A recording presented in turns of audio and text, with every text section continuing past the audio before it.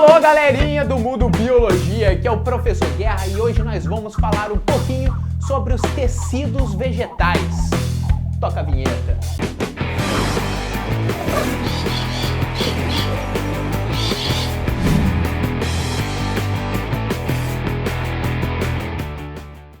Muita gente acha um saco a botânica, fala que planta é tudo chato, mas pense bem, só existem 3 tipos de tecidos vegetais e é isso que a gente vai ver aqui nessa aula de histologia vegetal.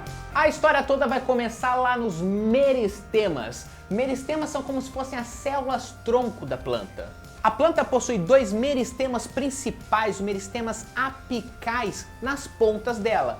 Uma no topo do caule, chamado meristema apical do caule, e um na ponta da raiz, chamado meristema apical da raiz. Os meristemas apicais garantem o crescimento vertical da planta, acrescentando novas células em cima das células já existentes. Uma pequena diferença entre o meristema apical do caule e o meristema apical da raiz é que na raiz, como ela está em contato, em atrito com o solo o tempo todo, ela precisa de uma proteção para não desgastar esse meristema e acabar com as células que fazem a raiz crescer. Essa proteção é uma camada de células chamada coifa.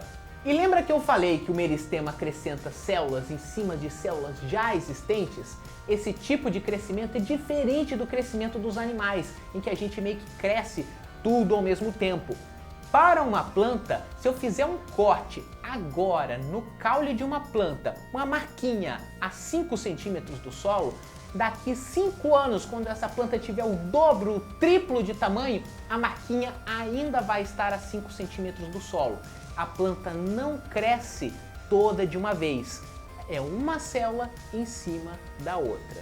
E os meristemas apicais vão dar origem aos 3 meristemas primários, a protoderme, o procâmbio e o meristema fundamental.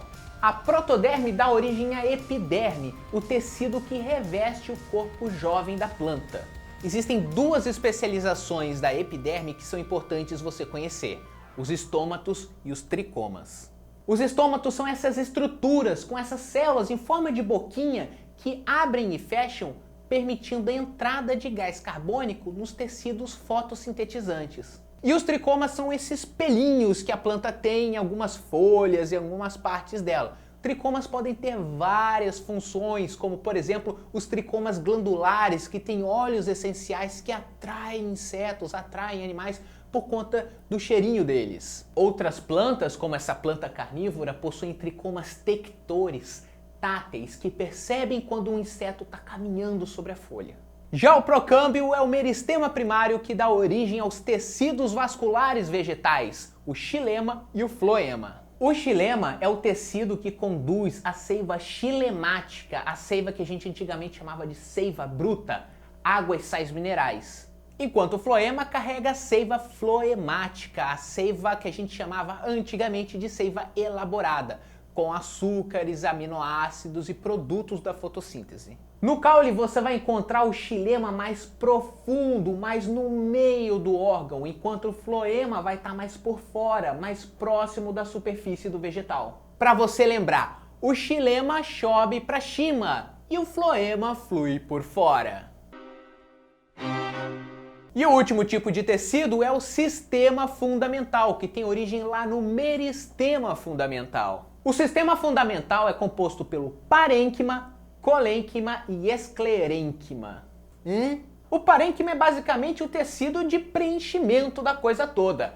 Eventualmente, ele pode ser um tecido de fotossíntese, o parênquima clorofiliano, ou então de reserva de amido, parênquima milífero, reserva de ar, parênquima aerífero, ou reserva de água, parênquima aquífero. O colênquima é o tecido de sustentação das plantas jovens. Nos órgãos mais jovens você vai encontrar próximo à superfície do vegetal essas células compridas de parede bem espessa para dar mais resistência ao órgão. Como essas células são vivas e alongáveis, elas são perfeitas para dar mais rigidez aos órgãos que ainda estão se alongando.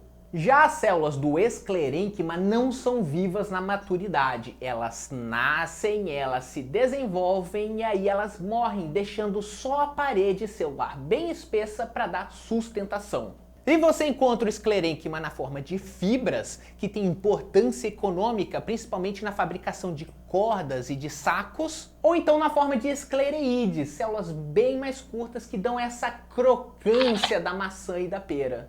Nas plantas com madeira, existe ainda um crescimento secundário, com 2 novos meristemas que a gente ainda não viu.